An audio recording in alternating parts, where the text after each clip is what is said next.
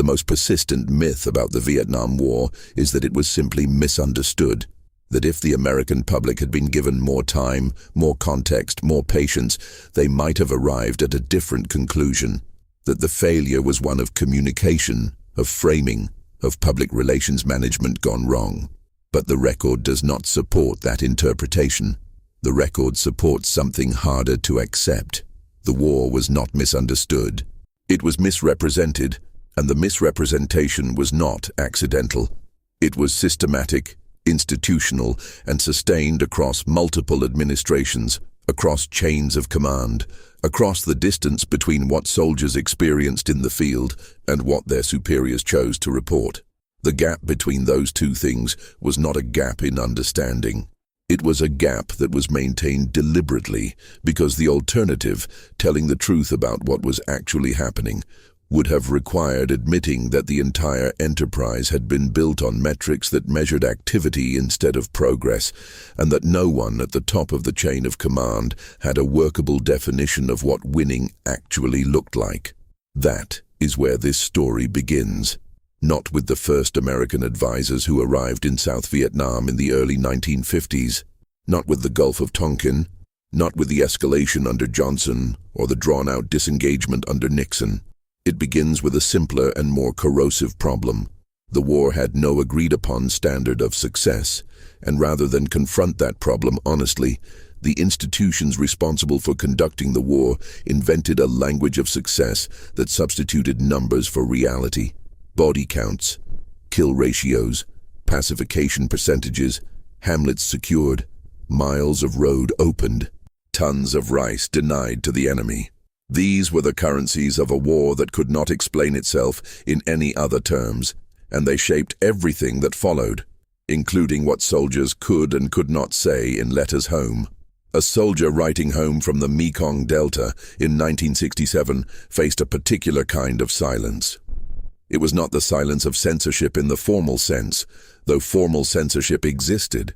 It was the silence of knowing that what he had seen and done bore no resemblance to the official narrative, and that saying so would accomplish nothing except to frighten his family, invite scrutiny from his superiors, and mark him as a problem. So he wrote about the heat. He wrote about the food. He wrote about the men he served with carefully, without the details that would have explained why some of those men had stopped sleeping. He did not write about what happened on operations that were classified, not because they were strategically sensitive, but because they were embarrassing. He did not write about the villages. He did not write about what the body count actually meant, or how it was arrived at, or what it cost to produce those numbers in a war where the enemy could not always be distinguished from the civilian population it moved through and depended upon. The body count was the central fiction of the Vietnam War's operational reality, and it deserves to be examined with the kind of care that the military did not apply to producing it. The logic behind the body count was straightforward on its surface. Since the United States and South Vietnamese forces could not point to territory captured and held in the traditional sense, since the war was not about seizing and occupying geographic objectives in the way World War II had been, some other measure of progress was needed. General William Westmoreland and the Military Assistance Command Vietnam settled on attrition. The idea was that the enemy had a finite number of men and a finite capacity to replace them, and if American and Allied forces could kill enemy combatants faster than they could be replenished, the insurgency would eventually collapse from its own losses. This was the theory. The practice was something else entirely. To make attrition work as a strategy, you needed accurate body counts. You needed to know how many enemy soldiers were being killed, where, by what units, under what circumstances. What you got instead was a number that bore only a loose and often entirely fictional relationship to actual enemy casualties. Units under pressure to show results inflated their counts. A body found near a weapons cache was counted as an enemy combatant, regardless of whether there was any evidence of military affiliation. Civilians killed in firefights or airstrikes were counted as enemy dead, on the principle that if they were in a free fire zone, their presence itself constituted proof of enemy status. Wounded who died after an engagement were sometimes counted multiple times as different reporting units logged the same incident. The pressure to produce favorable numbers flowed downward from MACV headquarters through corps and division and regiment and battalion, and at each level the numbers were adjusted, rounded up, embellished in the way that any bureaucratic system adjusts its outputs to match the expectations of those reviewing them. By the mid-1960s, American officers in the field had a phrase for this. They called it the green machine. They meant the army as an institutional entity, as a system that processed men and information and produced outputs that were optimized for the system's own continuation rather than for any external reality. In that system, a unit commander who reported consistent, modest kill ratios was less likely to be promoted than one who reported spectacular ones. The career incentives all pointed in the same direction, and the direction was away from honesty. Men who served in that system and understood it, which was most of them after a few months in country, learned to navigate it the way you navigate any bureaucratic reality, by giving the system what it wanted, protecting yourself and your men, and finding private ways to maintain your own grip on what was actually true. The private ways included gallows humor, alcohol, drugs, and a particular kind of detachment that the psychiatric literature would later try to categorize, and that the men themselves simply called getting through it. What soldiers could not write home about began with the simplest operational realities and extended outward from there into territory that had no name in the letters they were permitted to send.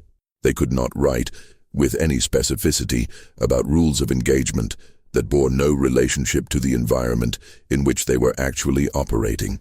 The formal rules of engagement that governed American forces in Vietnam went through multiple iterations and were, on paper, designed to minimize civilian casualties and maintain a legal and moral framework for the use of force.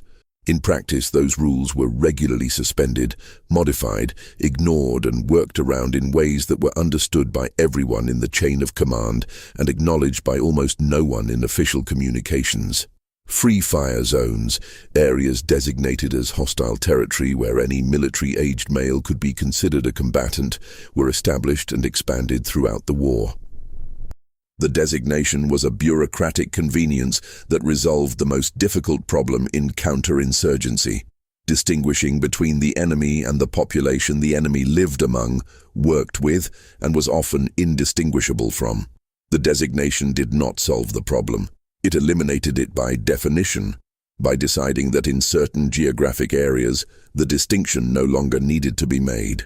What happened in those areas as a result was not something that appeared in the letters soldiers wrote home, and it was not something that appeared in the official reports their units filed, except in the euphemistic language of operations and encounters and engagements that had been developed precisely to describe those events without describing them.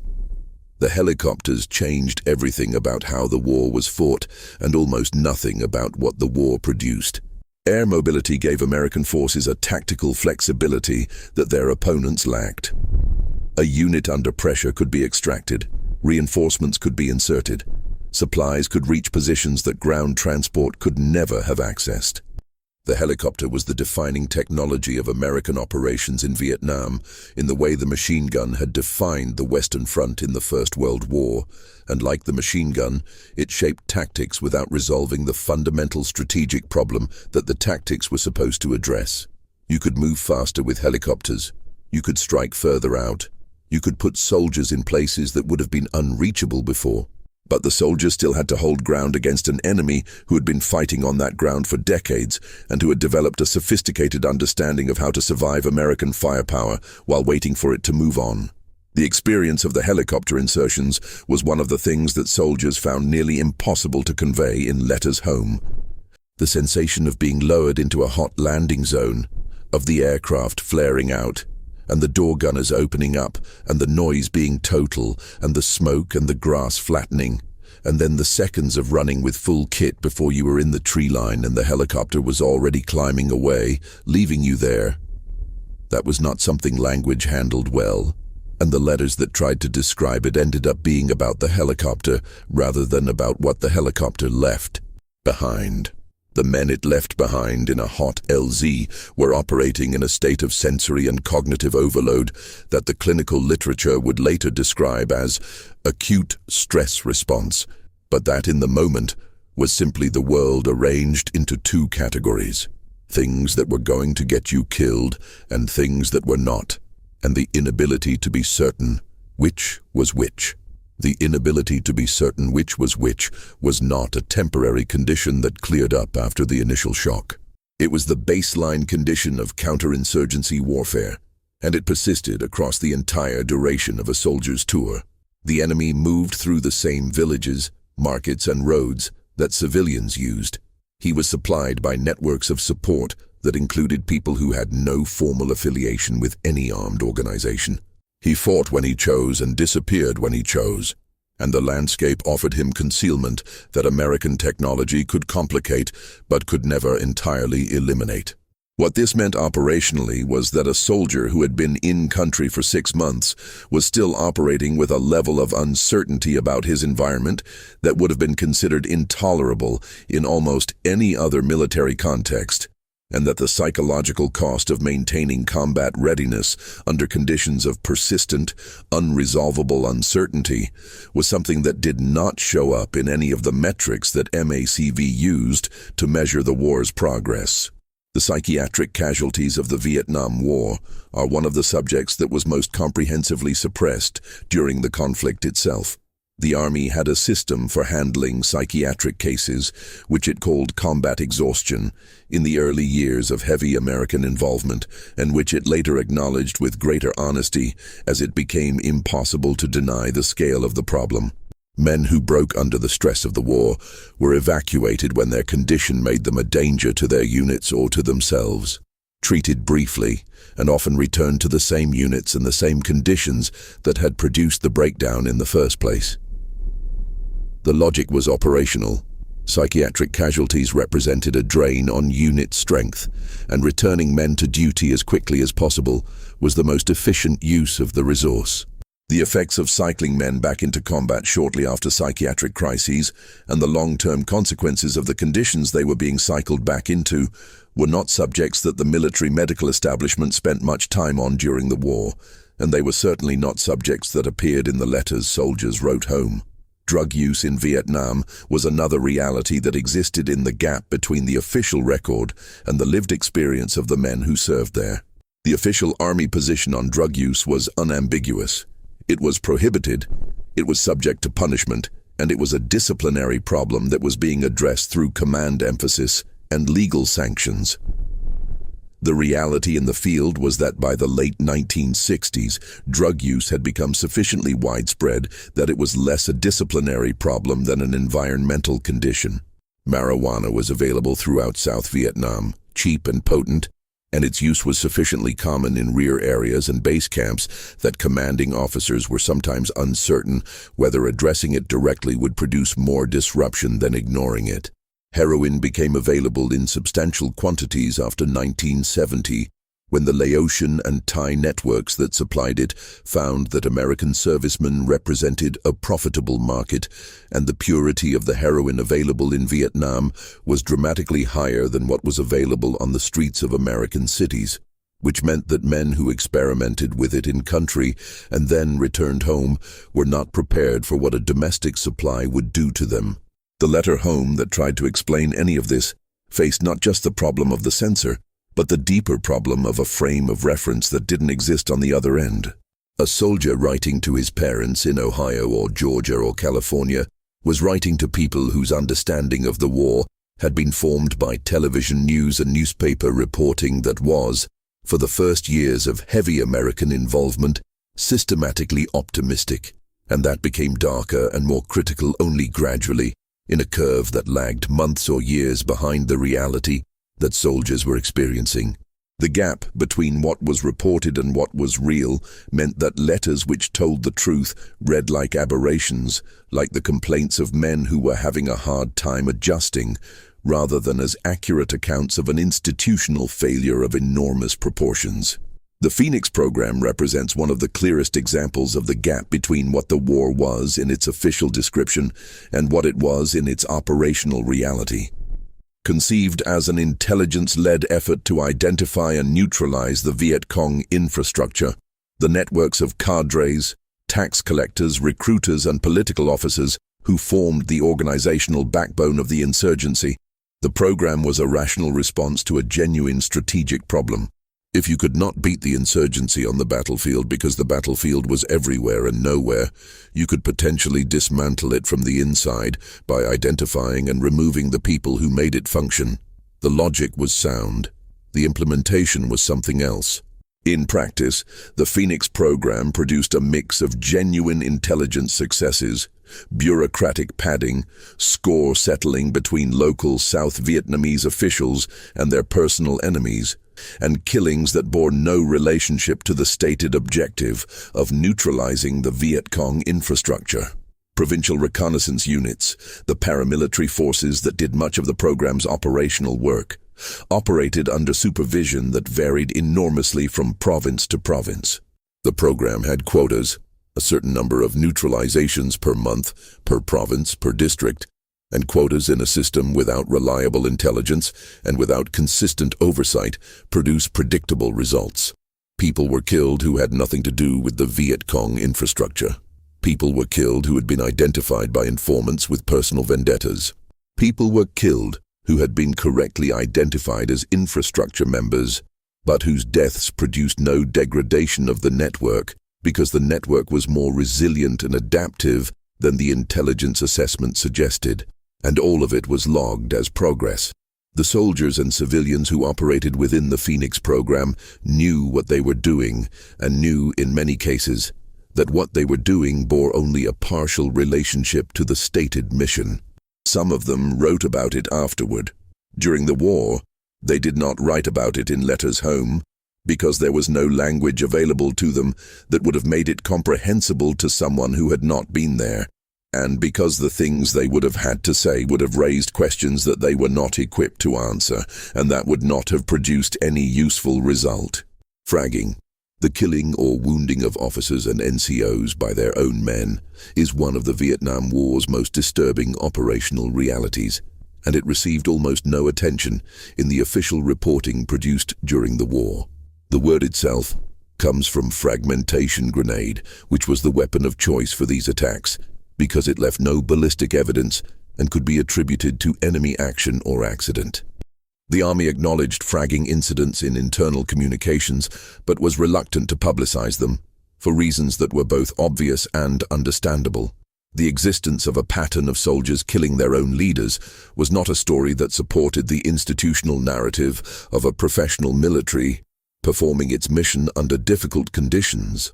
The causes of fragging were multiple and interacted with one another in ways that were specific to the Vietnam context. Poor leadership was a factor. Officers who were careless with their men's lives, who enforced petty regulations in the field, who seemed more interested in their own career advancement than in the welfare of the soldiers under their command. But poor leadership existed in every war and did not produce fragging as a systematic phenomenon. What was specific to Vietnam was the combination of a short rotation system that brought new officers into units without adequate preparation and removed experienced ones just as they were becoming effective. The breakdown of the informal authority structures that hold military units together under sustained stress. The presence of racial tensions that had been imported from American society and that intensified under the pressure of combat, and the availability of weapons and the erosion of the institutional controls that normally keep those weapons pointed in the direction of the designated enemy. The racial tensions within American units in Vietnam have been documented extensively in the historical literature, but were almost entirely absent from the public narrative during the war. The military desegregated formally in 1948, and by the time of heavy American involvement in Vietnam, it was presenting itself as a model of racial integration. In certain respects, it was. Black and white soldiers served in the same units, shared the same equipment, faced the same fire. But the informal social structures of those units often reproduced the racial hierarchies of the society the soldiers came from, and the circumstances of Vietnam amplified the tensions rather than dissolving them. Black soldiers were overrepresented in combat assignments in the early years of the war, a product of a draft and assignment system that channeled college-deferred white men into non-combat specialties. They were underrepresented in leadership positions. The informal cultures of many rear area bases were racially segregated in practice, if not in regulation, with different music, different gathering places, different symbolic markers of group identity. By the late 1960s, as the war's purpose had become increasingly unclear and the institutional trust that holds military units together had begun to erode, racial violence within American units had become a significant operational problem. Brawls, assaults, and occasional killings between black and white soldiers were occurring with a frequency that the Army's Inspector General reports documented in terms that were sober and alarming and that were not reflected in any public communication from the Department of Defense. Letters home from this period from soldiers of any race tended not to address these tensions directly. The letters described individual friendships, specific acts of courage or kindness, the personalities of particular men. They did not describe the social climate of the units those men served in, because doing so would have required engaging with contradictions that the letter writers had no framework for resolving, and that would have distressed their families without serving any productive purpose. The relationship between American forces and the South Vietnamese they were supposedly fighting alongside and on behalf of is one of the most comprehensively misrepresented aspects of the war. The official narrative depicted the Army of the Republic of Vietnam as an ally in the process of development, a force that was improving with American training and support, and that would eventually be capable of handling its own defense. This narrative was maintained across administrations and across the various iterations of American strategy, from the early advisory period through the introduction of American combat forces through Vietnamization. It bore almost no relationship to what American soldiers experienced when they operated alongside ARVN units. The generalizations are unfair to the significant number of South Vietnamese soldiers who fought with genuine courage and effectiveness. But the generalizations were the operational reality that American soldiers encountered, and they shaped everything about how those soldiers understood what they were doing and whether it was worth doing. Units that were supposed to operate in coordination with ARVN forces learned quickly that coordination was often unreliable, that intelligence shared with South Vietnamese counterparts sometimes reached the enemy, that operations conducted jointly could be compromised in ways that were never fully investigated. American soldiers did not write home about their ARVN counterparts in terms that matched the official narrative. They wrote, when they wrote about it at all, with a frustration and contempt that they knew was not entirely fair and that they also knew was grounded in experience.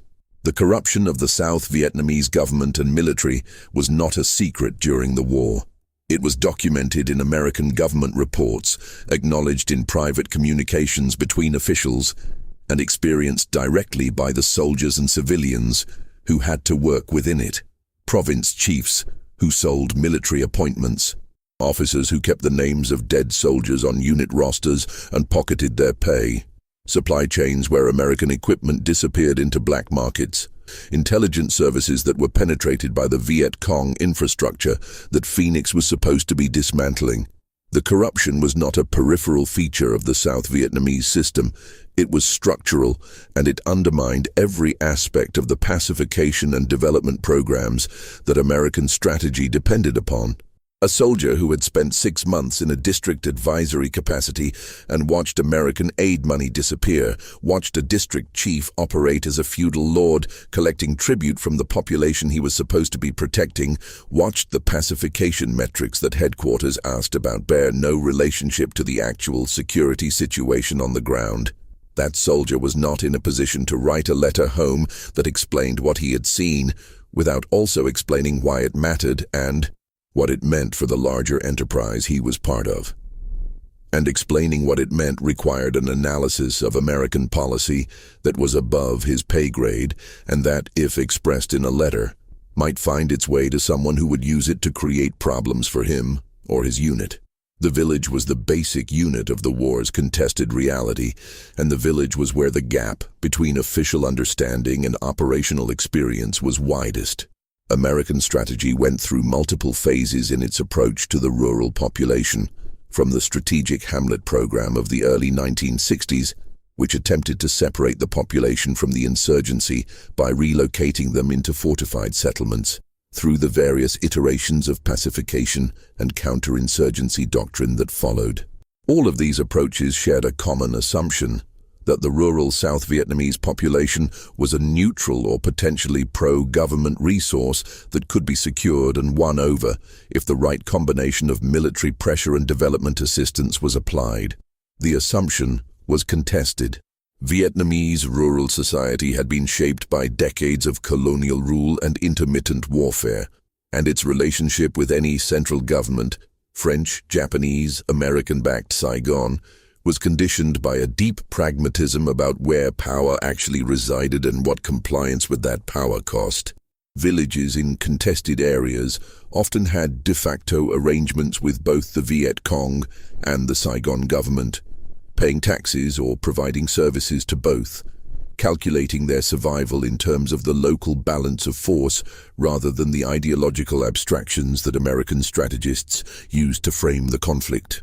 The American soldier who entered a village on a cordon and search operation and found nothing, no weapons, no evidence of Viet Cong presence, sullen faces and minimum cooperation, was encountering the product of that pragmatism, and his frustration at finding nothing was not something he could explain in a letter home without also explaining the entire context that produced it.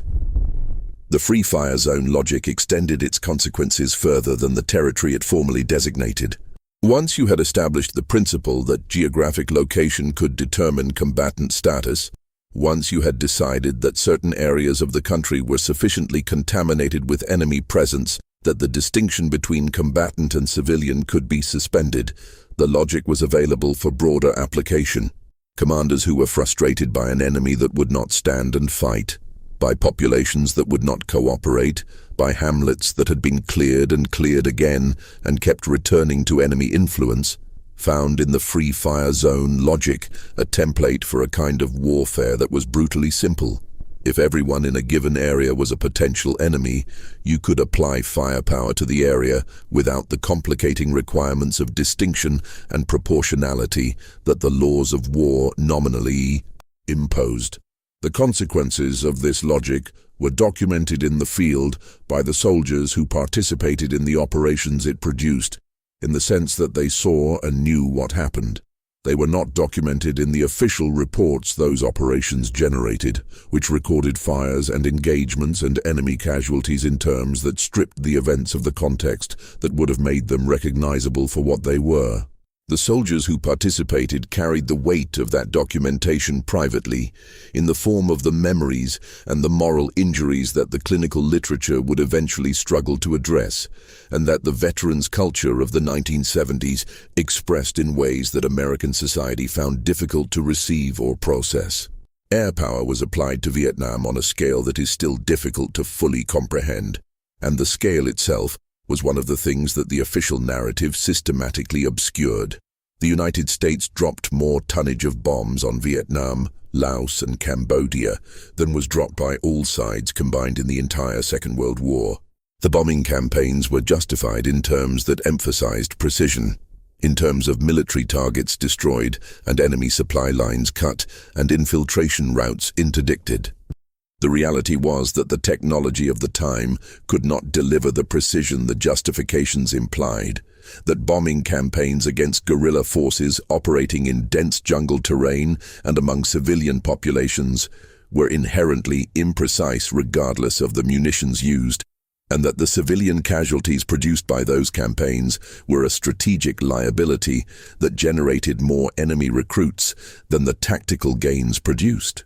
A pilot flying ordnance runs over the Ho Chi Minh Trail, or providing close air support to a unit in contact, or participating in the arc light strikes that B-52s delivered against suspected base areas, was operating at a level of abstraction from the consequences of his actions that ground soldiers did not have. He did not see the villages. He saw targets, coordinates, smoke markers, the brief flash of detonation through clouds. His reports measured tons delivered, sorties flown, targets serviced. The gap between what those numbers meant at the point of impact and what they meant in the mission reports filed at the squadron level was spatial and experiential, and it made possible a kind of professional detachment from consequences that was both operationally functional and morally costly in ways that did not manifest until later. The reporters who covered the Vietnam War constitute their own story of what was knowable and what was known, and what was nevertheless not reported during the years when the institutional momentum of American escalation was still carrying the enterprise forward. The military granted press credentials with relative freedom, at least compared to later conflicts, and correspondents could travel with units in the field and report on what they saw. What they saw was often remarkable, and the journalism that came out of Vietnam, particularly from 1967 onward, was some of the most honest war coverage in American history. But the journalism that reached American living rooms during the early years of heavy involvement, during the period when the body count metrics were being established and the optimism of MACV's assessments was being transmitted upward through the chain of command to an administration that wanted to hear it, that journalism was shaped by access considerations, by the difficulty of independently verifying military claims, and by a culture of deference to official sources that was standard practice in American journalism of the period. By the time the journalism caught up with the reality had already inflicted its costs on an entire generation of soldiers who had gone in under one set of assumptions and come out under another, and who had learned in the interval things about the nature of institutional truth that did not fit easily into the categories available to them. The soldier who returned home in 1968 or 1969 was returning to a country that was only beginning to process information that he had been living with for a year or more. The cognitive distance between his knowledge and the country's knowledge was one of the things that made the reintegration of Vietnam veterans so difficult, and it was not a distance that the country made serious efforts to close. The Tet Offensive of January 1968 is routinely described as the turning point of the war, the moment when the gap between official optimism and operational reality became too large to sustain. That description is accurate as far as it goes, but it obscures the degree to which the gap had been visible to anyone paying attention for years before Tet, and the degree to which the institutional mechanisms for maintaining it had been functioning at full capacity right up until the moment they failed. MACV had been reporting progress with confidence. The pacification metrics showed improvement. The body count ratio was favorable. General Westmoreland had told Congress in November of 1967 that there was light at the end of the tunnel. 6 weeks later, Viet Cong and North Vietnamese forces attacked more than 100 cities and provincial capitals simultaneously, using supply caches that had been assembled over months under the noses of an intelligence apparatus that had been entirely focused on the metrics it was measuring, rather than on what those metrics were missing. Tet failed militarily. The attackers were repulsed with heavy casualties in most locations. The offensive did not produce the popular uprising that its planners had anticipated. In the narrow terms of the body count, it was an American and South Vietnamese victory.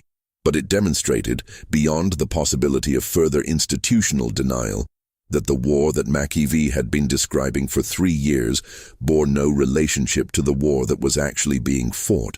A government that had been told its enemy was being attrited to the point of collapse watched that enemy mount the most complex, coordinated offensive operation of the war. The numbers had been lying the entire time, and the people responsible for producing and validating the numbers had known they were lying. And the people at the top of the chain who had received and cited those numbers had known they were unreliable, and none of that knowledge had been allowed to surface in any official communication in a form that would have changed the policy. After Tet, the war continued. That is the most significant fact about it, and it is the fact that the soldiers who were still in Vietnam in 1969 and 1970 and 1971 and 1972 had to live with. The purpose that had been attached to the war containing communism, defending a non-communist South Vietnam, demonstrating American credibility to allies and adversaries, had been complicated by Tet to the point where it was no longer possible to state it with conviction. The Nixon administration articulated a new purpose, which was Vietnamization. The process of building up South Vietnamese capacity to the point where American forces could be withdrawn without the collapse of the Saigon government. But Vietnamization was a process, not a purpose, and it coexisted with the continuation of the same operations, the same body count metrics, the same institutional incentives that had produced the falsified reporting of the previous years. The soldiers serving during the Vietnamization period were serving in a war that everyone at every level of the chain of command understood to be winding down in a way that had nothing to do with victory. They knew that American involvement was being reduced, not because the strategic objectives had been achieved, but because the domestic political cost of continuing had become unsustainable. They knew that the South Vietnamese forces they were handing responsibility to were not ready, that the institutional conditions that made readiness possible, the political legitimacy of the government, the effectiveness of the officer corps, the motivation of the ordinary soldiers, had not been created by years of American training and had not improved substantially as American forces drew down. They knew, in other words, that what they were doing was managing an exit rather than pursuing a mission, and the psychological and operational consequences of that knowledge are not fully captured in any of the official literature of the period. Morale collapse in the post-Tet American military in Vietnam was real and documented, in the sense that it left traces in the Inspector General reports and medical records and after-action reviews that are now available to historians. It expressed itself in the fragging statistics, in the drug use figures, in the psychiatric casualty rates, in the declining willingness of units to conduct aggressive operations that their officers were no longer convinced would accomplish anything meaningful. It expressed itself in a phenomenon that officers described in internal communications as combat refusal. Units that declined to move to contact, that called in ambiguous reports of enemy activity to justify remaining in their positions, that found operational reasons to avoid the kind of aggressive patrolling that earlier phase American units had conducted as a matter of course. Combat refusal was not acknowledged publicly during the war. It was handled at the unit level, through informal negotiation between officers and their men, through the exercise of the kind of command discretion that the official doctrine did not formally recognize, but that operational reality made necessary. The American military's relationship with its own history of the Vietnam War has been a long and complicated process of selective acknowledgement. The lessons that the institutional army drew from Vietnam in the immediate aftermath were largely operational. Never again commit American forces without clear objectives, without public support, without a plan for achieving those objectives, and an exit that was not contingent on the enemy's cooperation. These lessons produced the Weinberger Doctrine, and later the Powell Doctrine, the frameworks that shaped American military planning for a generation. They were the lessons of an institution that had learned from its failures in specific tactical and strategic terms without fully engaging with the deeper question of how the institutional culture that produced the falsified reporting, the optimistic assessments, the career incentives that rewarded favorable numbers, how all of that had been possible, and whether it had been fully addressed. The veterans themselves were not part of that institutional reckoning, at least not in any formal sense. They came home to a country that was tired of the war and ambivalent about the men who had fought it, a country that could not fully separate the question of whether the soldiers had done their jobs from the question of whether the job should have been defined the way it was. The cultural processing of Vietnam that took place through the 1970s and 80s in films and novels and journalism and congressional hearings was intense and often illuminating and also, in important ways, incomplete. It focused heavily on the most dramatic and aberrational events, the massacres, the atrocities, the moments when the institutional failures produced visible and undeniable horror, and less on the grinding, routine, quotidian reality of a war that was being lost slowly and deliberately through the accumulation of small institutional choices made by ordinary people operating under ordinary institutional pressures. The ordinary institutional pressures are the part of the story that is hardest to tell and hardest to receive, because they implicate not specific villains, but systems, and systems are harder to assign guilt to than individuals. The captain who inflated his body count numbers was responding to the pressure of a system that rewarded inflated numbers and penalized honest reporting. The intelligence analyst who signed off on assessments he didn't fully believe was responding to the same system. The journalist who deferred to the official briefing at the 5 o'clock follies, the daily military press briefing in Saigon that became a byword for institutional fiction, was doing what journalists were expected to do in a context where independent verification was genuinely difficult. The politicians who received optimistic assessments and cited them publicly were, in some cases, receiving assessments they had reason to believe were unreliable and citing them anyway, and in other cases were receiving assessments from people who knew they were unreliable but had decided that presenting them honestly was not in their interest. The distinction between those two cases matters morally and does not change the outcomes. The war that resulted from either kind of institutional failure, the failure of honest belief or the failure of honest communication, was the same war. It killed the same number of people. It produced the same devastation in Vietnam and the same damage in American society. The soldiers in the field who could not write home about what they were actually experiencing were not primarily the victims of specific decisions made by specific people who could have chosen otherwise.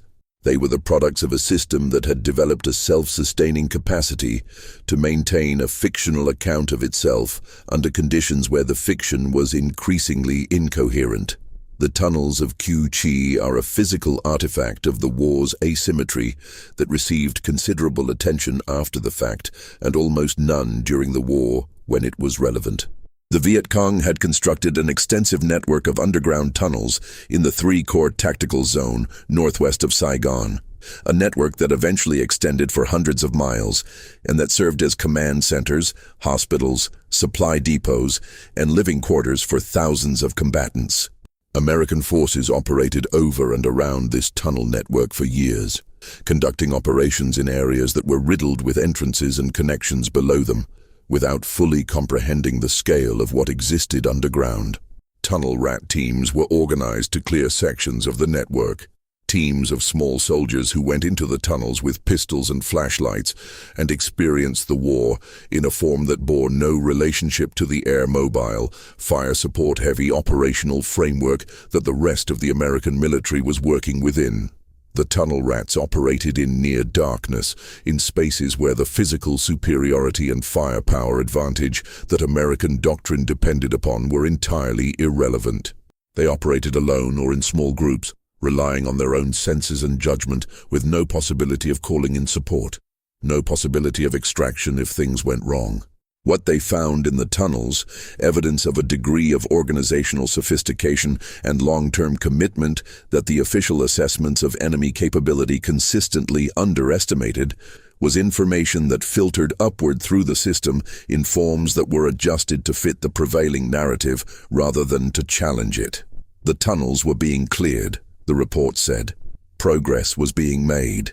The reports did not say that the network was larger and more robust than the clearing operations could address, that sections cleared on one operation would be reoccupied and repaired within weeks, that the tunnels were a permanent feature of the operational environment that American forces were never going to eliminate on the timeline the operations were being planned around. The South Vietnamese Army's performance during the period of American withdrawal and Vietnamization is a subject that the official narrative handled with particular care, because the narrative required that ARVN be improving, while the military and intelligence assessments understood that it was not improving in ways that would matter when it was left to fight alone. The argument between optimists and pessimists within the American government about ARVN capability was a recurring feature of the internal debates that have been documented in the Pentagon Papers and in subsequent historical scholarship. and the optimists consistently prevailed in the internal debates in the sense that the policy continued, not because they were more persuasive in terms of evidence, but because the pessimistic assessment had no operational implication that the policy could accommodate. If you accepted the pessimistic assessment of ARVN's capability, you had to accept that Vietnamization was not going to work, which meant that the American withdrawal was going to result in the collapse of the Saigon government, which meant that the entire American investment in Vietnam, the 58,000 American dead, the hundreds of thousands of South Vietnamese dead, the millions of civilian casualties, the environmental devastation, the economic costs, had not achieved the stated objective.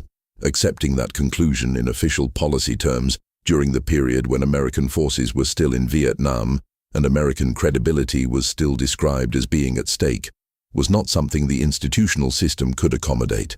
So the optimistic assessments continued to be produced, and the withdrawal continued on a schedule driven by domestic political requirements rather than by conditions on the ground, and the South Vietnamese government and army that were left behind inherited a situation that they were not, as the pessimists had always known, equipped to handle.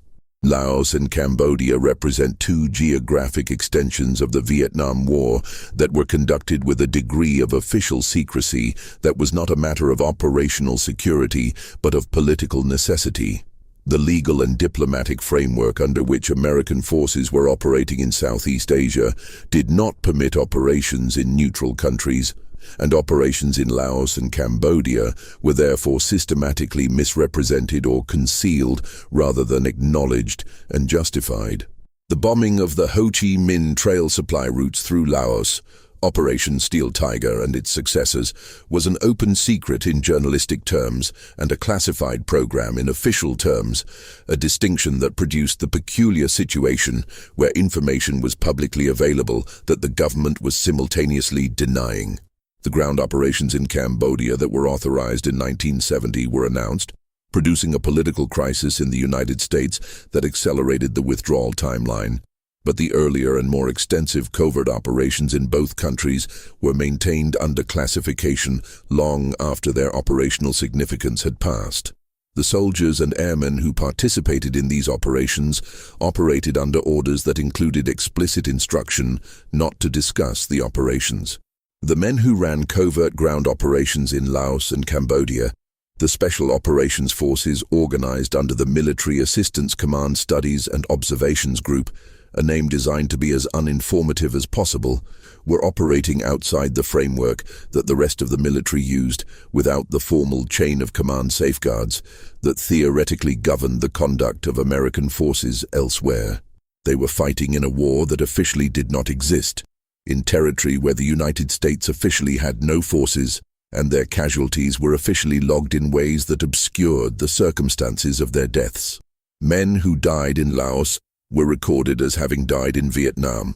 The families received the notification, attended the funeral, accepted the flag, and in some cases did not learn until decades later where their son or husband or father had actually been when he was killed. The civilian population of Vietnam, both North and South, bore costs in the war that were never adequately accounted for in the official metrics or in the American public understanding of what the war had been. The Vietnamese civilian death toll is estimated by historians at between 1 and 3 million people, a range that reflects the genuine difficulty of counting casualties in a conflict fought across an entire country's territory over more than 2 decades, and that reflects also the systematic failure to count those casualties at the time in a way that would have made them visible.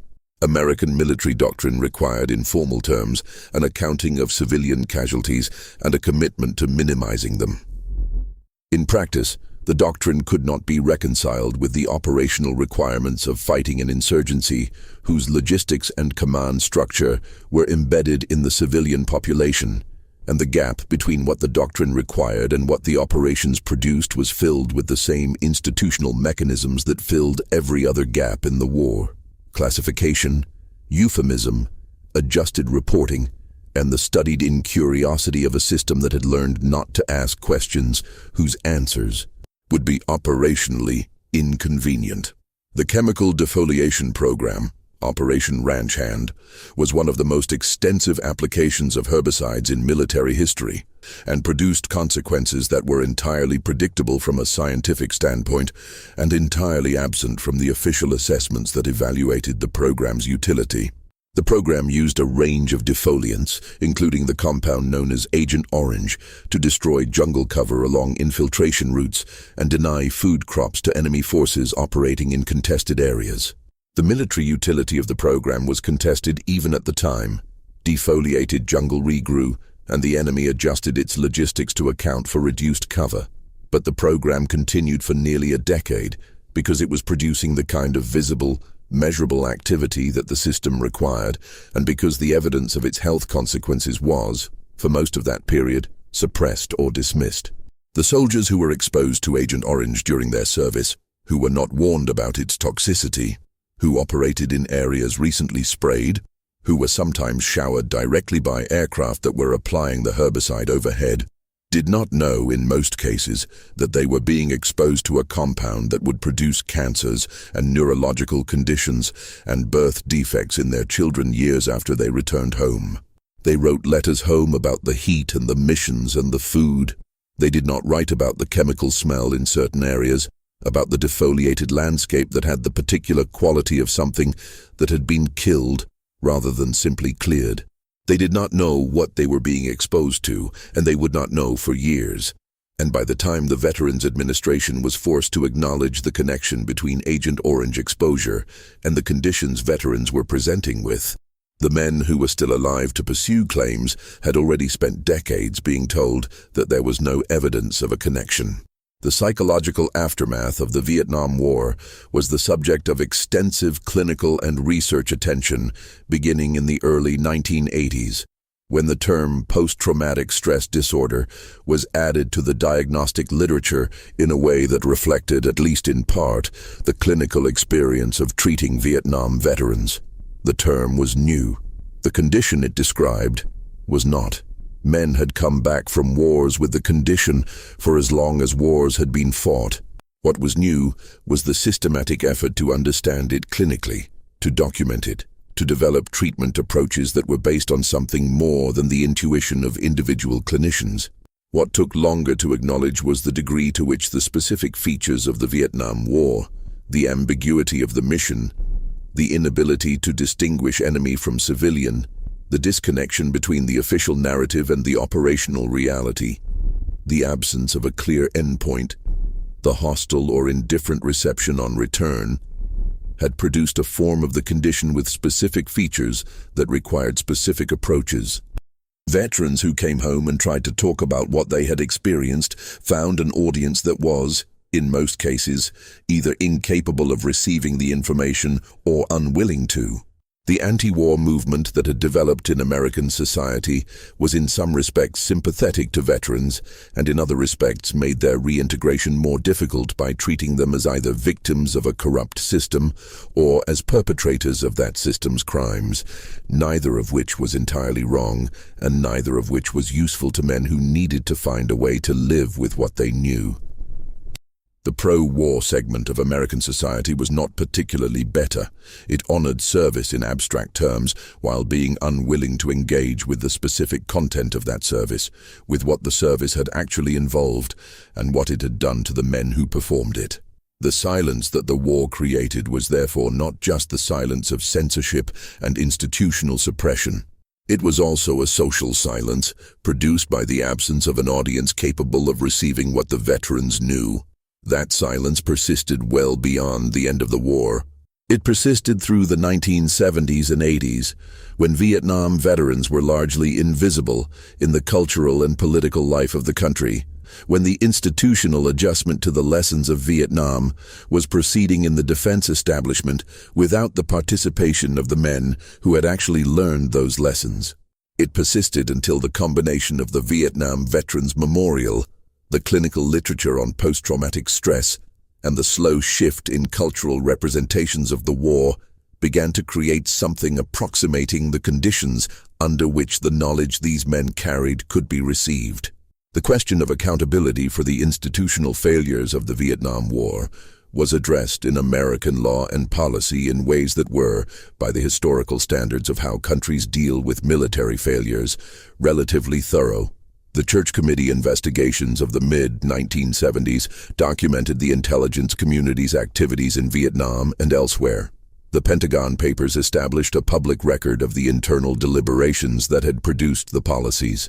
The War Powers Resolution was passed in 1973 as an attempt to constrain the executive's ability to commit American forces to hostilities without congressional authorization.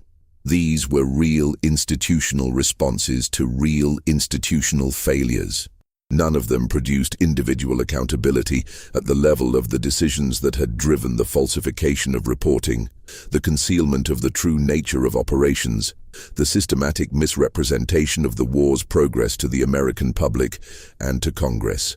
The men who had been responsible for producing the optimistic assessments, for validating the body count numbers, for maintaining the fictional narrative of the war's progress across years of evidence that the narrative was false, those men went on to careers that were in many cases long and distinguished. Some of them wrote memoirs. Some of them appeared on television to offer analysis of subsequent conflicts. Some of them maintained in those memoirs and those appearances the view that the war had been winnable if only the political will had been present, a view that required ignoring the evidence accumulated across 2 decades of fighting, that the assumptions the war had been based on were wrong from the beginning, and remained wrong regardless of the tactical successes that American forces periodically achieved.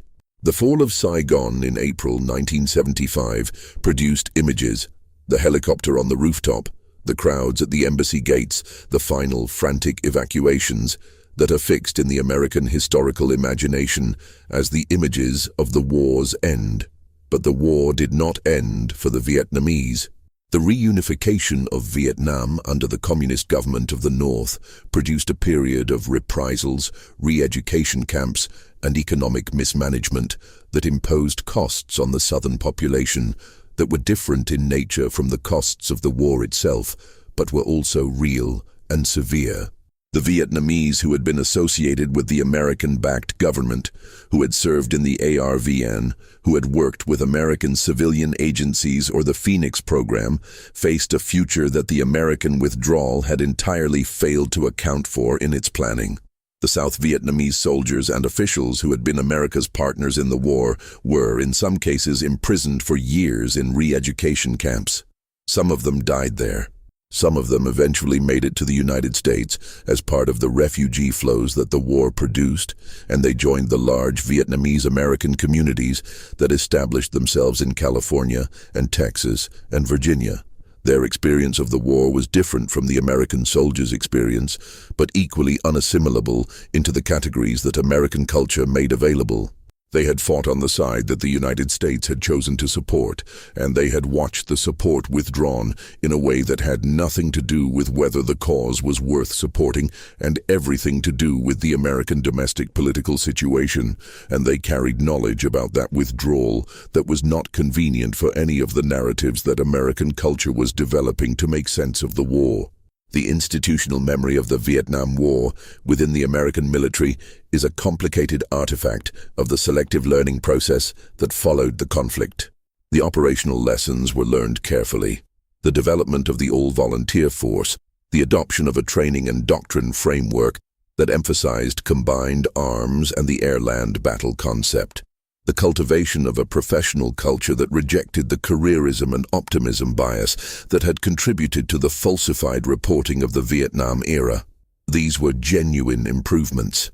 They produced a military that was, in operational terms, dramatically more capable than the one that had fought in Vietnam, and that demonstrated that capability in the Gulf War of 1991 in ways that felt, to many people who had lived through Vietnam, like a form of institutional vindication. What the institutional memory did not fully preserve was the understanding of how easy it had been for the system to produce false assessments under the pressure of an operation that required success, but could not define it. The mechanisms that produced the body, count inflation, The career incentives that rewarded favorable reporting, the institutional culture that treated pessimistic assessments as problems of attitude rather than problems of evidence, the upward pressure on commanders at every level to produce numbers that matched the expectations of the level above. Those mechanisms are not specific to Vietnam. They are features of any large hierarchical organization operating under sustained pressure in an environment where outcomes are difficult to measure and the consequences of failure are high. They are features that the military's institutional reforms after Vietnam addressed in specific Vietnam-specific terms without fully inoculating against their recurrence. The soldiers who had served in Vietnam and come home to silence carried something that was not just personal psychological damage, though it was that. They carried knowledge about how institutions work under pressure, about the gap between what organizations say they are doing and what they are actually doing, about the cost that is borne by the people at the bottom of a hierarchy when the people at the top have decided that the mission matters more than the truth about the mission. That knowledge was hard to use in any direct way. It did not fit into the categories that the civilian world made available for understanding the war. It was too specific to be generalizable and too uncomfortable to be welcome. It sat in the memories of the men who held it, alongside the other things they had seen and done, largely unavailable to the culture that was trying to understand what the Vietnam War had been. What the war had been, in the end, was a sustained institutional effort to maintain a fictional account of itself against an accumulating weight of contrary evidence conducted by people who were individually capable of honesty and who were operating within a system that made honesty operationally costly. The soldiers who could not write home about what they were experiencing were not primarily the victims of formal censorship. They were the victims of a gap between what their experience contained and what the available language could accommodate, a gap that the institutional system had created and maintained because closing it would have required acknowledging what the war actually was, and what the war actually was something that the institution had decided. At every level of its command structure, it was not willing to acknowledge. The operations continued. The reports were filed. The numbers were produced and cited and entered into the record. And the soldiers went out again the next morning because that was what they had been sent to do and because the system that had sent them had not yet found a way to stop. The last American combat troops left Vietnam in March 1973 following the Paris Peace Accords. Military advisors and equipment continued to flow to the South Vietnamese government for 2 more years. The fighting continued throughout that period, at a lower intensity than the years of peak American involvement, but with no reduction in its cost to the Vietnamese on both sides. The Saigon government fell on April 30th, 1975, 22 years after the first American military advisors had arrived in country, 10 years after the commitment of American combat forces, and 2 years after the last of those forces had departed. The war that had continued after its purpose dissolved had found its end, and the silence that had surrounded it during the years of American involvement settled into something permanent.